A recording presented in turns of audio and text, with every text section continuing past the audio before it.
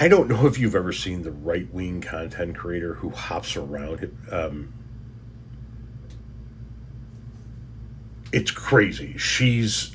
I don't know how old she is. I think she looks younger than she actually is, and she's very small, and she like gets way down into like a frog hop position, and she jumps around and tries to make her point when it comes to political and social issues. It's very hard to watch, but watch this.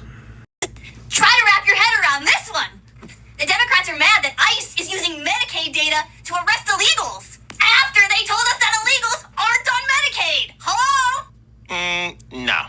Undocumented migrants do not generally qualify for Medicaid, and if you did a little less jumping and a little more research, you'd know it too. Give me 90 seconds, and I'm going to prove it to you. You see, the reason states are pushing back is because the government demanding Medicaid information only has one effect: potentially deterring hundreds of thousands of lawful Medicaid recipients from seeking the care they desperately need. First of all, you should know that while federal Medicaid programs do not allow undocumented migrants to receive benefits, some state programs, which do not use federal money, actually do, and that's their right. States are allowed to do what they want with their own money because of that pesky thing called the Constitution.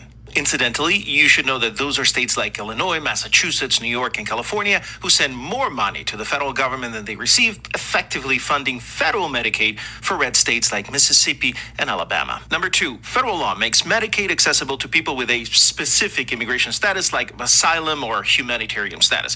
It is possible that after they arrive, they lose one immigration status and gain a different one, making their Medicaid eligibility complicated, although they are not deportable individuals. These people would then appear in the Medicaid state roster and would also appear as ineligible because of that, but they are not undocumented migrants.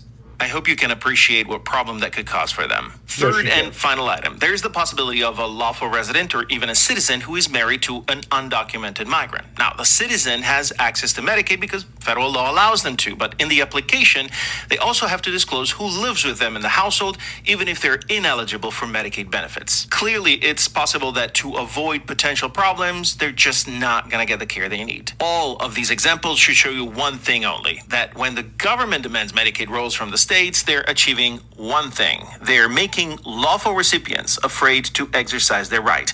That helps no one, it hurts many, and should make us a little bit ashamed as a country of what we're doing. And now, jump back in there and let everybody know that you finally learned the truth about immigration and Medicaid. I don't believe you can point to a single person who has been caught in this country illegally because they were on the Medicaid rolls receiving Medicaid funds, receiving care, receiving anything to do with Medicaid from the federal level. You don't get to tell us in Illinois what we want to do with our state revenue. Like he rightfully pointed out, you already take enough of our state revenue to keep your fucking states afloat. You don't get to tell us what to do in our state with our revenue.